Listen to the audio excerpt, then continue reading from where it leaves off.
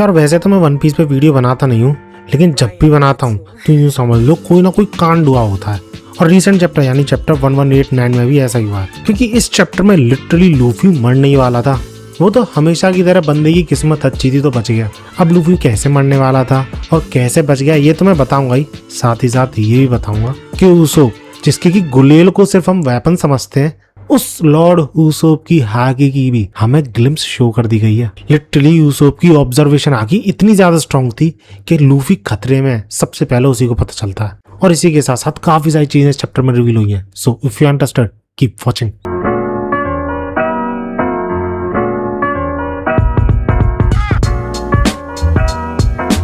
तो चैप्टर की स्टार्टिंग होती है ईमू के लूफी को कॉर्नर करने से।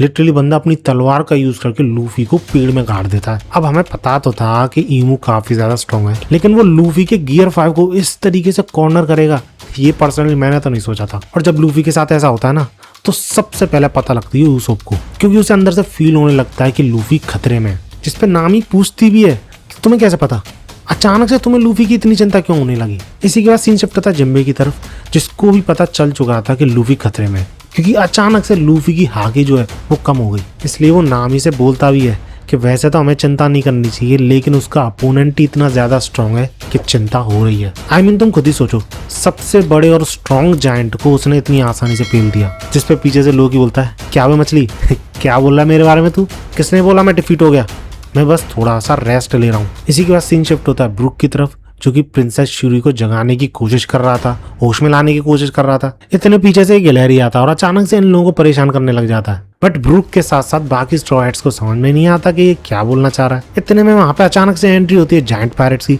जो कि सीधा लोकी से जाके टकराते हैं। और तुम यार साइज का डिफरेंस देखो यार, ये बंदा भी एक जायंट है, लेकिन उसके सामने भी लोकी खुद एक जायंट सा लग रहा है। और क्योंकि इन जायंट पायरेट्स के साथ चॉपर भी था, तो तुम समझ ही सकते हो क्यों एंट्री हुई है इनकी। ये जायंट भी एक डॉक्टर है, चॉपर भी एक डॉक्टर है, तो यहाँ पे मरम पट्टी होगी इन लोगों की। साथ ही साथ लूफी की अगर वो बच के निकल जाता है ईमू के चंगुल से। एंड फिलहाल क्योंकि लोकी फ्री था, तो उसको इतनी बुरी हालत में देख के ये लड़की उसका ट्रीटमेंट करने लग जाती है। बट एज ऑलवेज लोकी एक अड़ियल की तरह उन्हें रोकने की कोशिश करता है, लेकिन ऐसा होता नहीं है। इसके बाद हमें रीजन बताया जाता है कि ये लोग यहाँ पे क्यों आए। अब हजरुद्दीन तो आना नहीं चाहता था यहाँ पे, वो उन बच्चों को ही प्रोटेक्ट करना चाहता था जो कि होली नाइट्स की वजह से खतरे में। बट ये एल्डर इंसिस्ट करता है कि उसे बाकी सब लोगों के साथ मिलके उस अनहोनी को भगाना होगा इस आइलैंड से। अनहोनी से उसका मतलब था ईमू, क्योंकि अगर वो यहाँ पे रही तो तुम बच्चों को बचा के भी नहीं बचा पाओगे, क्योंकि उनका मोटो ही है पूरे के पूरे इस आइलैंड को घुटनों पे लाना बच्चों का यूज करके। जिस वजह से अगर वहां पे जो फाइटर्स लड़ रहे हैं वो हार गए, तो वो अनहोनी यहाँ पर भी आएगी और बच्चों को हमारे हाथ से आसानी से निकाल के ले जाएगी। इस पे हजरुद्दीन पूछता है लोकी तुम्हें कोई आइडिया है कि ये क्या है, कहाँ से आया है और एल्बाफ के पीछे क्यों पड़ा है। जिस पे लोकी बोलता है कि हाँ थोड़ा बहुत आइडिया मुझको है। इसके बाद सीन शिफ्ट होता है और हम देखते हैं ईमू को, जो कि कोई भी मौका नहीं छोड़ रहा था लूफी को खत्म करने का। क्योंकि ज्यादातर क्या होता है कि कोई विलेन अगर हीरो को कॉर्नर कर दे और हराने ही वाला हो तो वो बातों में लग जाता है, और जब तक कुछ ना कुछ होता है और हीरो बच जाता है, इनफैक्ट विलेन को हरा भी देता है। बट यहाँ पे एक स्वॉर्ड से तो ईमू ने लूफी की ऐसी हालत कर ही दी थी, साथ ही साथ दूसरी स्वॉर्ड से वो लूफी पे एक और अटैक कर देता है, ये बोलते हुए कि देखते हैं तुम कितने वार झेल पाते हो, क्योंकि एक साथ तुम्हें खत्म करने में मजा नहीं आएगा, तुम्हें तड़पा तड़पा के मारने में मजा आएगा। बंकी डी लूफी यही नाम है ना तुम्हारा। और तुम्हारे दो भाई भी है ना, एक भाई जो कि नेवी ने मार दिया, दूसरा भाई जो कि एक रिवॉल्यूशनरी लीडर है। लगता है तुम तीनों ही भाइयों को किसी ने मैनर्स नहीं सिखाए, इसलिए हमेशा उंगल करने में लगे रहते हो। इसके बाद फिर से सीन शिफ्ट होता है लोकी पर, जो कि एक्सप्लेन करता है कि ऐसे ही किसी दानव के बारे में रेड हेयर शैंक्स ने बताया था। क्योंकि जब लोकी का फादर मर गया था और लोकी को अपने ही फादर को मारना पड़ा था हाराल्ड को, तो वो वहां पर रुकने नहीं वाला था। वापस जाके जिन जिन लोगों ने ये प्लान किया था उसके डैड का मर्डर, उनको ठिकाने लगाने की सोच रहा था। लेकिन शैंक्स उसे रोक लेता है, ये बोलकर कि हाँ तुम गुस्सा और तुम्हारा गुस्सा जायज है, लेकिन अभी तुम ऐसा नहीं कर सकते। जिस पे पूछता है ऑब्वियसली लोकी क्यों भाई, तुम्हारे कहने का मतलब क्या है। मेरे डैड को मुझे अपने हाथों से ही मारना पड़ा किसी बंदे की वजह से, और मैं उससे फाइट करने भी नहीं जा सकता। जिस पर गवान भी बोलता है कि हाँ भाई मुझे भी रिवेंज लेना है अपनी दोस्त की मौत का। जिस पर शैंक्स भी बोलता है कि हराल्ड मेरा भी दोस्त था, मैं भी बदला लेना चाहता हूँ, बट तुम्हें सिर्फ अभी के बारे में नहीं सोचना चाहिए, आगे फ्यूचर के बारे में सोचना चाहिए। क्योंकि अभी अभी ये जो चीज हुई है ना, तुम्हारे डैड का खुद पे कंट्रोल ना होना ये साफ साफ इंडिकेशन है कि कोई तुम्हारे एल्बाफ को टेक ओवर करना चाहता है, और वो बंदा किसी और से नहीं, गवर्नमेंट से जुड़ा हुआ है। यानी तुम कह सकते हो गवर्नमेंट कंट्रोल में लेना चाहती है एल्बाफ को। तो इसलिए तुम्हें किसी रिवेंज नहीं, वॉर की प्रिपरेशन के बारे में सोचना चाहिए। जिस पे लोकी सरप्राइज कि भाई कुछ ही लोगों ने तो ये हरकत की है, पूरे वर्ल्ड गवर्नमेंट से फाइट करने की क्या जरूरत है? बोलना क्या चाह रहा है तू? सिंपली जिन लोगों ने फंसाया है मेरे डैड को उनको मार देता हूँ, बात खत्म। जिस पे शैंक्स बोलता है अच्छा तुम्हें क्या लगता है तुम्हारा टारगेट कौन है? जिस पे लोकी चिल्लाते हुए बोलता है कि वही गवर्नमेंट के कुत्ते जिन्होंने मेरे डैड की ये हालत की है। जिस पे शैंक्स काफी ज्यादा सीरियस होके बोलता है कि जिस टारगेट को तुम मारना चाहते हो, जिस बंदे की तुम बात कर रहे हो जिसने हराल को कंट्रोल में लिया, वो और कोई नहीं, किंग ऑफ द वर्ल्ड है। जिस पे ये एल्डर सरप्राइज कि ऐसा कैसे हो सकता है, वर्ल्ड गवर्नमेंट का कोई लीडर थोड़ी है। लोकी हंसने लग जाता है कि ये पागल हो गया, कैसी बातें कर रहा है। जिस पे शैंक्स सिंपली बोल देता है it's okay if you don't believe me, लेकिन अगर तुम होली लैंड पहुंच भी जाते हो यानी मैरिजुआ, और वहां पे किंग से तुम्हारा सामना होता है, तो तुम कीड़े की तरह मसल दिए जाओगे, क्योंकि किंग की पावर इमेजरेबल है, और वो भी तब है जब तुम किंग तक पहुंच पाते हो, क्योंकि आज तक सिर्फ एक ही बंदा वहां तक पहुंच पाया।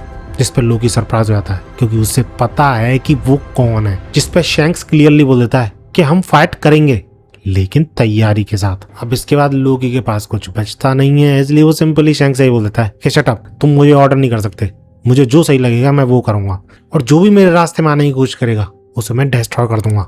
जिस पे वो एल्डर बोलता है कि कुछ स्टूपिडिटी मत करना लोकी, लेकिन लोकी मानता नहीं है। वो निकल जाता है एल्बाफ से, कुछ सालों तक इधर उधर घूमता है, लेकिन वो लड़ना तो छोड़ो ईमू तक पहुंच भी नहीं पाता। यानी शैंक्स ने सही कहा था, वहां तक पहुंचना ही मुश्किल है, और इसलिए लोकी इस मूवमेंट को अच्छा मौका बताता है, क्योंकि जिसे वो मारना चाहता था, जिसे वो ढूंढ रहा था काफी सालों तक, वो आज खुद एल्बाफ में आ गया है उससे फाइट करने। जिस पे हजरुद्दीन, जो कि हर बात में लोकी के अपोजिट बोलता है, इस बार वो लोकी के साथ था, क्योंकि वो भी अपने डैड के एनिमी को मारना चाहता था। डैड साहब ये दोनों भाई यूनाइट हो जाते हैं। इसका सीन शिफ्ट होता है ब्रूक की तरफ, जिसके पीछे अभी भी वही गिलहरी लगी हुई थी ब्रूक को परेशान करने में, सो डैड वो उस लड़की को होश में ना लाए। अब पहले तो उसकी लैंग्वेज समझ में नहीं आ रही थी, लेकिन क्योंकि अब चॉपर यहाँ पे पहुंच गया था, तो वो बताता है ब्रूक को कि यही गिलहरी है जिसने इसे फ्रोज किया था, और रीजन ये था कि ये लड़की काफी ज्यादा डेंजरस है। जिस पे ब्रूक काफी ज्यादा इमोशनल होते हुए और चिल्लाते हुए बोलता है उस गिलहरी से कि भले ही ये लड़की काफी ज्यादा डेंजरस है और हो सकता है हम पे अटैक भी करे, बट ऐसा करने में इसकी बिल्कुल भी गलती नहीं है, बस इसे कंट्रोल करा जा रहा है, जिस वजह से मैं इसे कुछ नहीं होने दूंगा, because she is like daughter to me. जिस पे गिलहरी कंफ्यूज इस कंकाल की डॉटर भी है। इतने में वहां पे एंट्री होती है रॉबन की, और कुछ इस तरीके से सारे के सारे स्ट्रॉ हेड्स एक एक करके यूनाइट हो रहे थे। सिर्फ दो ही जने रह गए थे, एक तो रोनोरा अजोरो और दूसरा सांजी।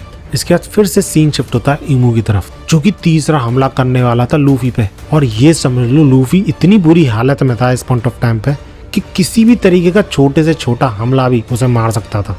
इसी के बाद सीन शिफ्ट होता है और हम देखते हैं जोरो को, जिसको कि तलवारबाजी में टक्कर दे रहा था ये पिद्दी। अब तुम लोग सोच रहे होगे कि यार ईमू ने अपनी पावर्स दे दी हैं इसलिए टक्कर दे रहा है जोरो को, लेकिन नहीं, सिर्फ यही रीजन नहीं है, क्योंकि जिस वेपन से ये फाइट कर रहा था जोरो के साथ वो एक लेजेंडरी वेपन था, और सिर्फ ये अकेला लेजेंडरी वेपन नहीं है। जिस थ्रोन पे ईमू बैठता है ना, उसके नीचे जितनी भी तलवारें हैं, जितने भी वेपन्स हैं, वो सब लेजेंडरी हैं, और ईमू भी इन्हीं वेपन्स में से कई वेपन्स को समहाउ समन करके लूफी पर अटैक कर रहा है। इसके अलावा सांजी भी जिससे फाइट कर रहा था वो भी इन्हीं वेपन्स का यूज कर रहा था, जिसकी वजह से सांजी भी इस होली नाइट को हराने में नाकामयाब था अभी तक। और इन दोनों को ही यानी जोरो और सांजी को समझ में नहीं आ रहा था कि आखिर वो इनको हराएं कैसे। ना तो ये जान से मारे जा सकते, ना ही इन वेपन्स की वजह से इनको रोका जा सकता, करें तो करे क्या। और जब इसी दौरान ईमू लास्ट हमला करता है लूफी पे, तो तभी सरप्राइज एंट्री होती है गावन की, या फिर गवान की, जो भी तुम बोलो। अब यार किंग ऑफ पायरेट का लेफ्ट हैंड मैन है तो छोटी मोटी टक्कर तो देगा नहीं, लेकिन स्टिल ईमू इतना ज्यादा स्ट्रॉन्ग है। तुम्हें क्या लगता है कब तक फाइट चलेगी इन दोनों के बीच में? लेट मी नो इन कमेंट्स।